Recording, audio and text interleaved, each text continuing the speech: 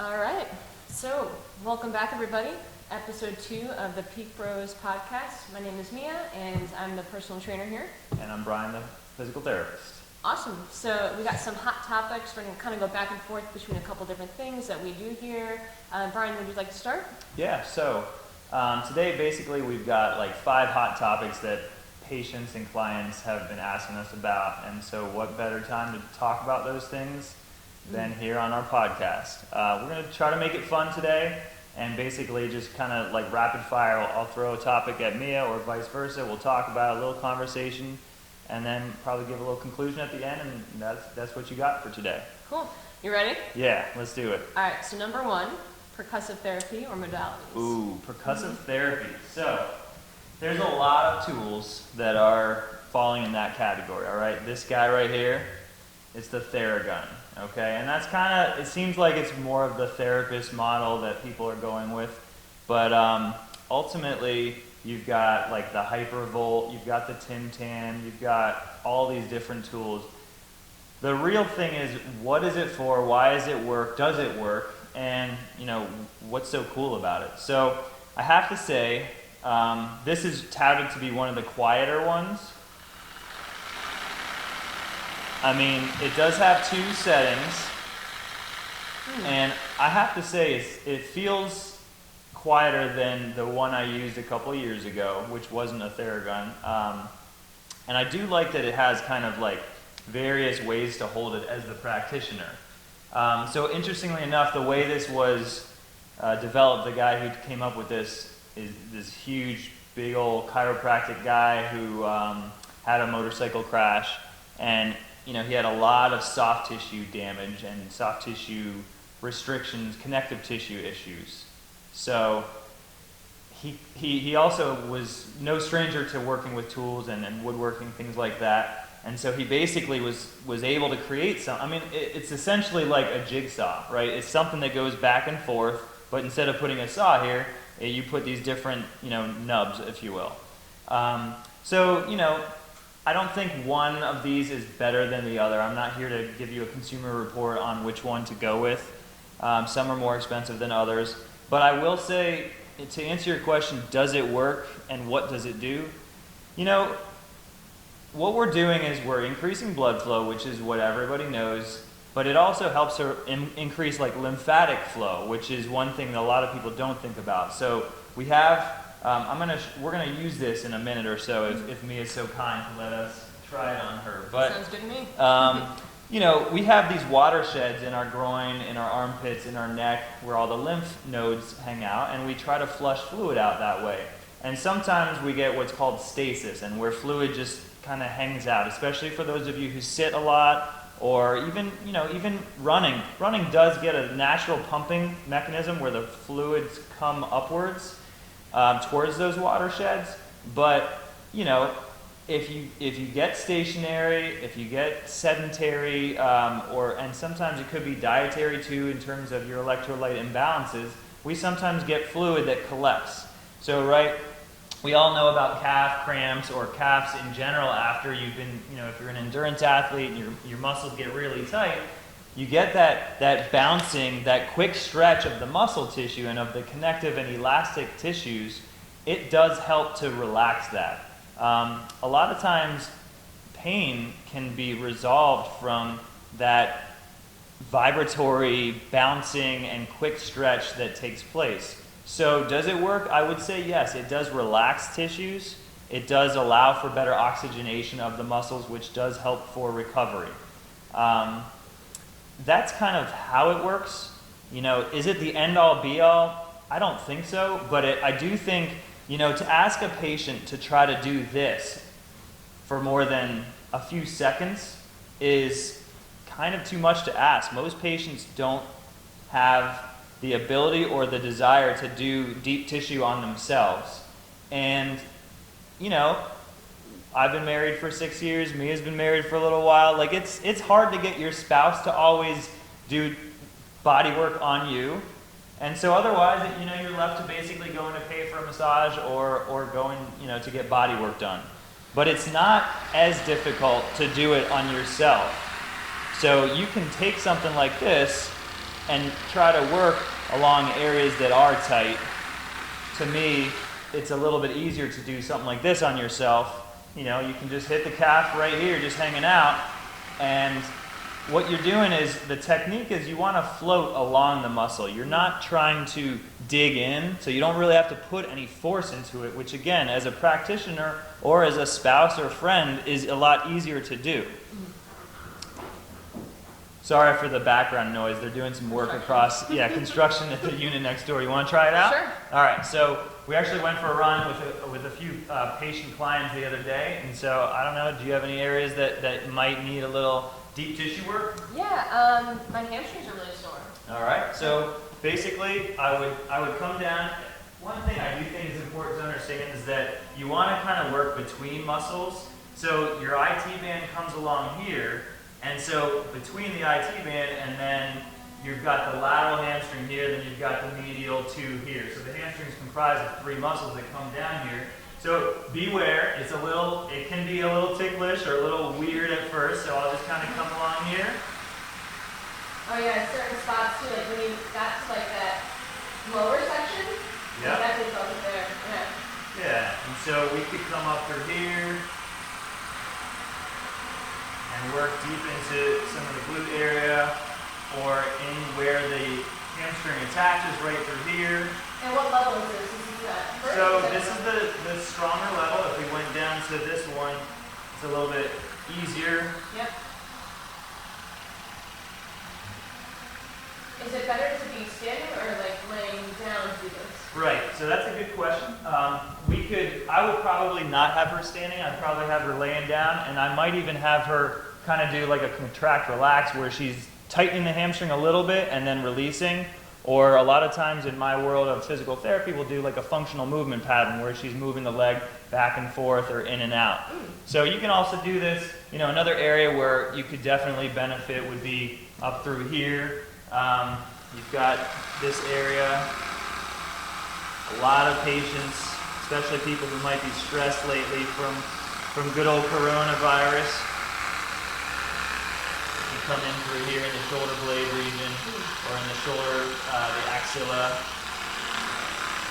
If you're getting a tennis player who's got a rotator cuff type of thing, that could be a really nice area to work as well.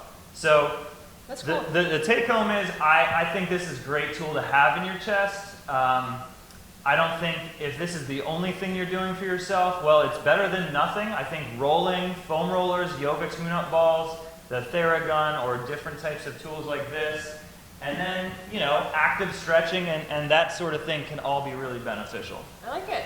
And you said it has the different adaptive pieces, and you don't really have a preference one versus the other. It depends. It depends on the area. That's actually the largest piece, and I probably wouldn't use that on your shoulder area. I'd probably go with a little bit of a smaller head. She's petite, so I wouldn't want to go with this huge thing. You want to kind of work along the bony contours, and you want to work through along the muscle fibers, or sometimes you might want to go perpendicular to the fibers, depending on what your goal and what your intention is. But again, using the various attachment heads can really just help drive what you're, or kind of jive with what you're trying to do. Cool. Yes. Nice. You ready? Sure. Strength and conditioning. Oh, this is a good one. It's right up your alley. Yeah, that's what I do for work, right? So let me take it down to where, when I first start with either a client or a group. So normally we get a client that calls, and the first thing I always do is I always have a consultation. And with that client, I find out all their needs, their goals, whether or not they had surgery, what they like to do for hobbies and sports. I have all different types of athletes or people recovering from surgeries. So just really learning more about them and what they're looking for. But then we break it down to the more science behind it. So we have, for someone who, let's say, for example, is just looking to do some general strength and conditioning, they just want to stay in shape, they want to, get a little bit stronger.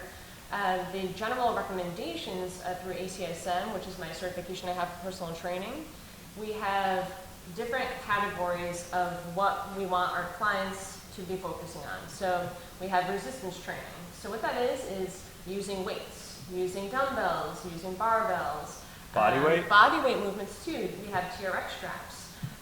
So any type of movement where you're going to be really strengthening the different big muscle groups in here. We can talk about some of that stuff in a second. Then we also have cardio or endurance. So going for a run, going for a swim, going for a bike ride, using the row machine, which I really like because it's so low impact, especially for people who are just recovering from different surgeries and things like that. Hiking, right? Even if you're kind of stuck in your house, right, and you don't have a lot of equipment or things to utilize, people can really get a lot of good cardio and endurance just moving around the house, cleaning, if you're organizing things, if you're just constantly getting that heart rate up, anything that's getting that heart rate up. That is actually recommended to get about 5 to 7 days a week of cardio. With the strength training piece that I was saying before, that's more like 2 to 3 days a week. It could actually be more if we separate the muscle groups out a little bit, and I can talk about that in a second. And then another piece I had clients groups focus on is flexibility. So that would be doing any type of static stretching, right? So if my triceps are really sore, maybe I do something like this to stretch my triceps out. If I want them to get warmed up and get like things moving, we do something called dynamic stretching for flexibility, which is like doing some high knees, some butt kicks, some different movements just to get everything rotated and trying to get the blood flow going to get ready for activity. So we always have these different pieces that we like to focus on. So for flexibility, anytime that you can stretch, especially now that you're kind of at home, if you can do that 5 to 7 days a week, that would be so ideal for flexibility. So when I look at my clients, what they need, what their goals are, I write up a plan with them based on those different components. When I have a group, for example, though, like let's say I'm working with a football team, or let's say I'm working with like a lacrosse team, what you want to do is not just look at their individual season, so whether that's like in the spring or in the fall. For strength and conditioning, I like to look at the whole year. So it's not just about, oh, it's day one, first day of practice, let's get into it. No, it's a whole year-long process. So the first piece I'm going to talk about for that specific group would be the off-season. So the off-season, which lasts a few months, and it does depend on like the start dates and things like that, but for the off-season, you really want to get some good strength and some good power. So let's say I am working with a football team, right? Their movements, they're on the offensive line, defensive line, they have a start and a go and a rapid, explosive type movement to get that first play down. And they have to really just get that good hamstring strength, get the good quad strength. They have to learn how to use these muscles, but you need to develop that within that off season. You might do some drills, some like football plays during that off season, but the main focus of the off season for those first few months would be to really develop that strength and that power. Then you have what I like to call the pre-season, and it's 6 weeks prior to the start date of your actual in-season. So your pre-season, now that you kind of develop that strength and that power, you're gonna wanna also learn more sport-specific drills. So if I'm on my football team, I got my good strength, I got my good power going now. This is the time to focus on plays. What's the route that I'm running? Where is my quarterback? How am I going to develop some of those rotational skills too in order to make that play happen? You still have the strength and the power, but yeah, that main focus would be more on the drills and the skills themselves. During the in-season time, it's important to continue with a little bit of strength in order to prevent the injuries and to make sure that you're maintaining some of that strength. But the focus for in-season, yeah, of course, is, all right, what team am I playing next? How am I going to make sure that I learn all these new plays in order to make that happen for this next game? Using some band work, doing some things that are more maintenance-based during that time is ideal for the in-season. And then when you have your postseason, that final piece of the year, that's when you actually want to do something else. So I did so much football for the last 9 months, and now let me have like a month or so to actually just play golf, go for a hike, do something different, just so your body can have a break. and then you're going to start back up with that off season, getting that power, getting that strength again. So it's like this cycle that it goes through. Every sport is a little different, and the movements that we do are different. But generally, when I'm looking at my sports teams, we're breaking it down by exactly when is their first meet, or when is their first game. What do I need to do now? What's their focus now in order to take to the next step, get them prepared for that season, have a good, successful, healthy, injury-free season. So those are the pieces that we focus here. And what I noticed too, mainly about all these different patients, clients, program participants, what they appreciate the most is that we are prepared with a plan, writing these things out, and also just being in communication with them, their parents, to make sure that they're having the best success here that we can give them. Yeah. Yeah. And you could, taking off of that just briefly, you could take someone who's trying to run their first 5K and apply the same principles to what Mia just talked about. It's really just teaching us as a society to look at things big picture and small picture. So when someone says to us, yeah, I really want to run a 5K in 2 months, all right, well, that's great, and hopefully you're going to be able to do that, but a lot of people in our world here are really planning out 2021, or at least we call it an A race, a B race, a C race, things like that. So looking at your calendar from a bird's eye view is really essentially the same thing that Mia was talking about. She's just talking about the details of how, okay, so your big race is 10 months away.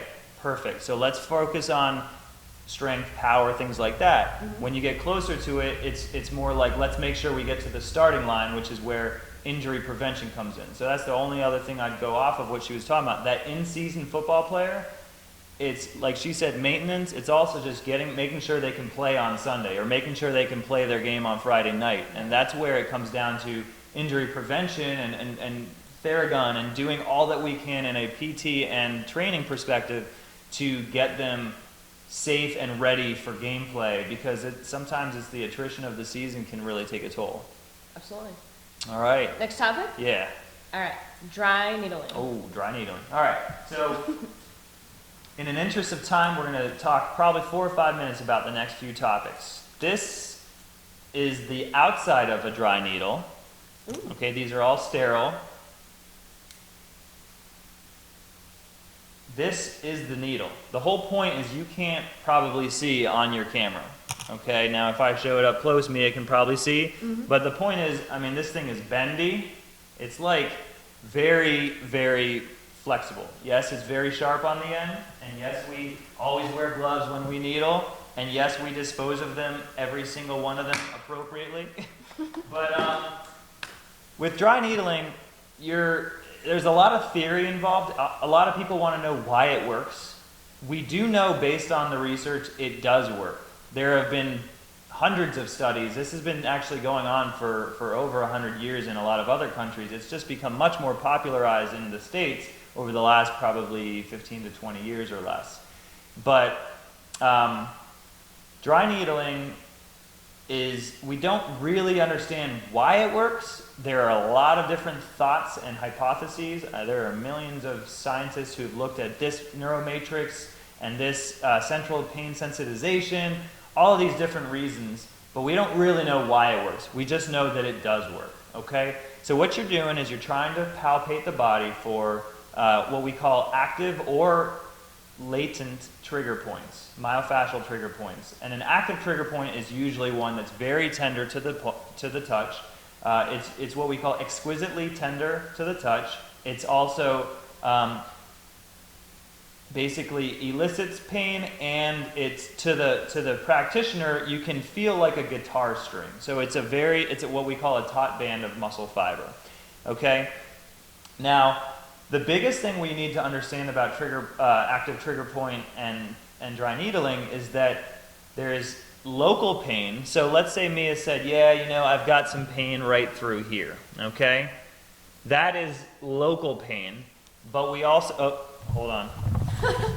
We also have referred pain, and that's where trigger point dry needling really gets a lot of benefit.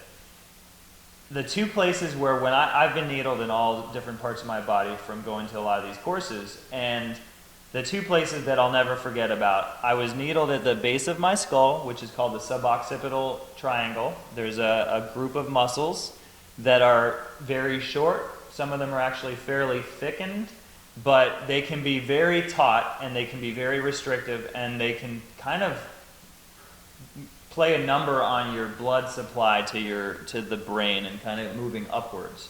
So you get kind of what we call an ischemic sensation, where it feels like there's not a lot of blood supply getting up there, and it's just very uncomfortable. If you touch there, it can really refer pain in a lot of different parts of your head. So what I remember, they needled me up here, and I could feel it on the top of my head. And that was, I couldn't just feel it, I could feel like a pain right here. And that's what we call referred pain, because the fibers that go here go over the top and right to here. So that was one area. And then needling the glutes, I could feel it all the way down my leg. And it was not sciatic pain, but it reminded me of what sometimes felt like my sciatica type of pain that was associated with a lower back injury. So, trigger point dry needling is incredibly effective. There's not a lot of people that shouldn't have it done. There are some people, and we have to note, our contraindications, and, anyone who's allergic to metal, anyone who's got blood clotting disorders. There's a few other types of people or places that we don't want to needle. We do have to be careful in certain parts of the body.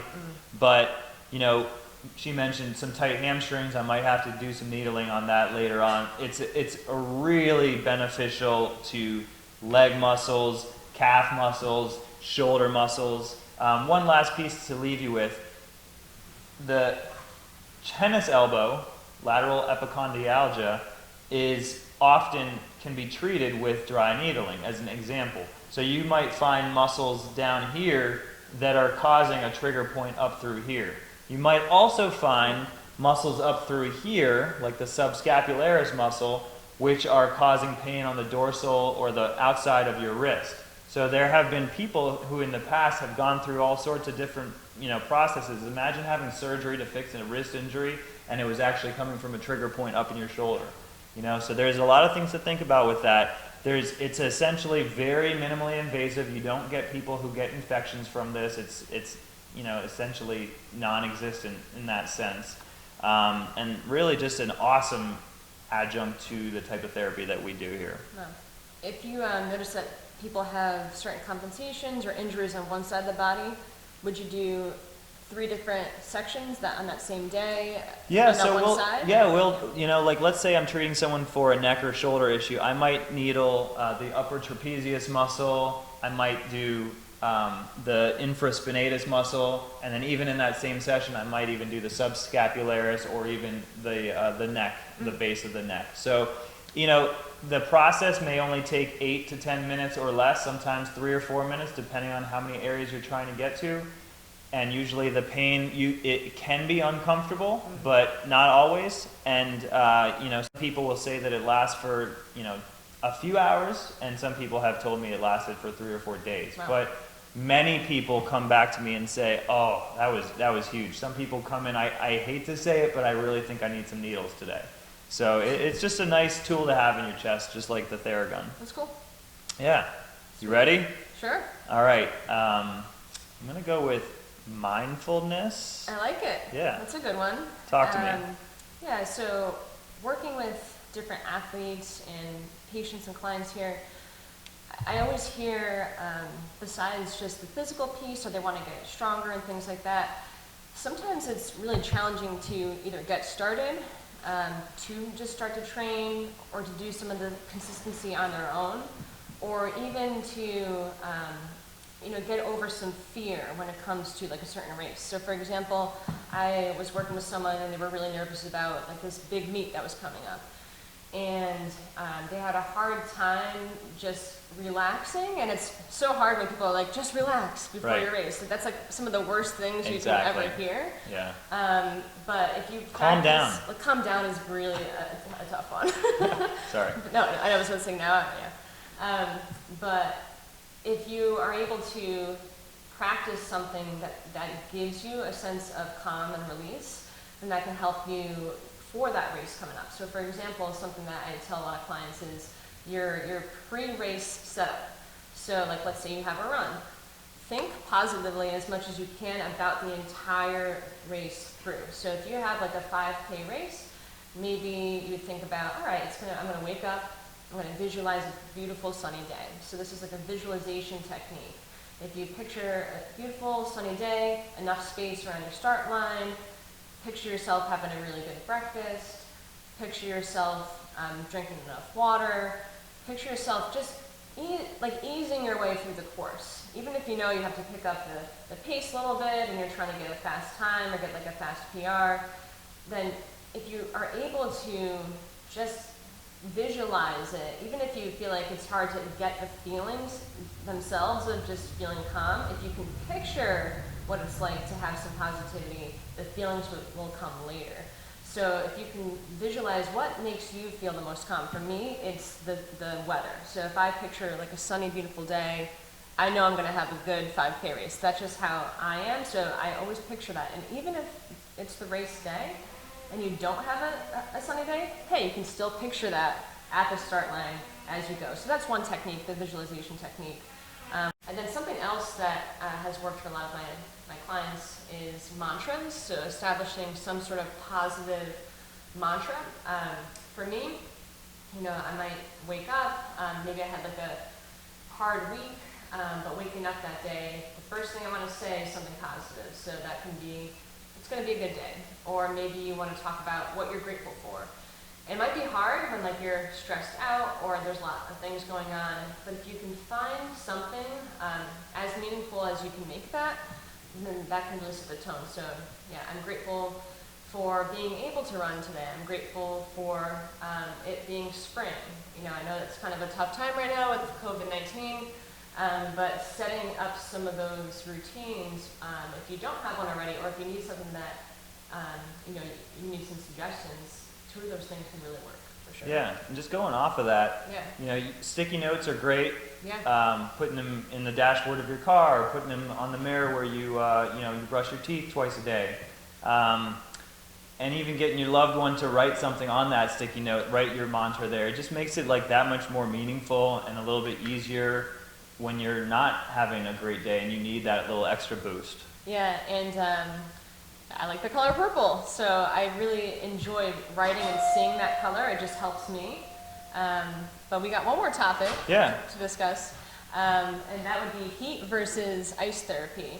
And so tell us a little bit about that, what you know, and what you can help us with, because a lot of people struggle with what to do, which one. Yeah, it's one of those topics that's funny because you basically, when you go to PT school, you might as well just sign up for the fact that you're going to get that question at every party and every client for the rest of your life. So it's kind of a funny topic, but it's a real one. The idea of heat versus ice. So the hard, fast, black and white rule is the first 48 to 72 hours you're going to go ice after an injury, okay? If you fall and you got a big bruise or a big swollen knee, you're definitely not going to put heat on that, right? You have increased blood in the area, you have swelling. So the last thing you want to do with heat is increase blood supply to an area that already has that. Mm-hmm. With that being said, ice is, it's a free and it doesn't have to go process through your liver and kidneys. It's easy. Pull it out of the freezer and you can put that on. It's got great anti-inflammatory abilities. Mm-hmm. So it's a no-brainer to use ice, even in the winter, on something that's a fresh injury. Mm-hmm. Okay? It gets a little bit more of a gray area when you've got someone, let's say a runner, who you sprain your ankle on a Saturday, and now it's 6-7 days later, and you've been walking on it. It's not a grade 5 ankle sprain. It's like more like a grade 1 or 2. You were even on crutches for a day, but then you've been limping on it, and then by the last couple days, you're like, yeah, I want to try going for a jog. You go on a 2-mile run, and you say, you know what? It hurts, but I don't know. The answer is you're going to want to ice that. Even though you're outside of that 48 to 72 hour window, you want to ice it because it's almost like a new injury, okay? It's one of those things where you gotta gauge the system. So if you are stiff and achy, like let's say you didn't go for that run and your ankle's kind of stiff and you wake up in the morning, then that's a good time to throw some heat on it. Or you wake up in the morning, your back's been bothering you for a few days, you wake up and your back is just stiff. That's when a hot shower or sitting in a sauna or just laying on a hot pack can be really beneficial. Mm-hmm. So you're just trying to figure out what's best for your body at that time. It's chronic pain where it becomes a little bit more of a question mark. You know, ice is always the answer for a lot of things, but sometimes ice doesn't help an injury that's been chronically painful for a really long time, and that's where heat can be really beneficial. You know, there's also like cryotherapy out there, which is a really kind of cool thing that they're doing. We know that ice baths are great for runners, especially for their lower legs and trying to reduce lactic acid and just trying to kind of flush out the junk. So cryotherapy is something out there where you can try that out. I know they actually have a cool place down the road here in Guilford that does cryotherapy. But ice baths are great. And then heat therapy, like going and sitting in a sauna or a hot tub, can be really beneficial. But there is definitely a time where I think if your body's already pretty dehydrated and you just, you know, did like a crazy run or something where it probably isn't the best thing for you. Even though it kind of feels good at that moment, it's probably not the best therapeutically speaking for your body. You probably need some ice because you already need to kind of calm down the inflammation. Yeah, if it's like 95 degrees outside, do you really want to go in a sauna for 30 minutes after that? Exactly. So, I mean, just think about hydration, think about what your body needs at that time, and then just taking it from there. Cool. So I think we got some really cool topics coming up for you guys soon. I think we might be having some nutrition talk very soon and with some other cool things as well. Yeah, I'm looking forward to it. All right. Cool. Awesome. Thanks, so, Mia. Yeah, see you guys for episode 3. Awesome. Take care.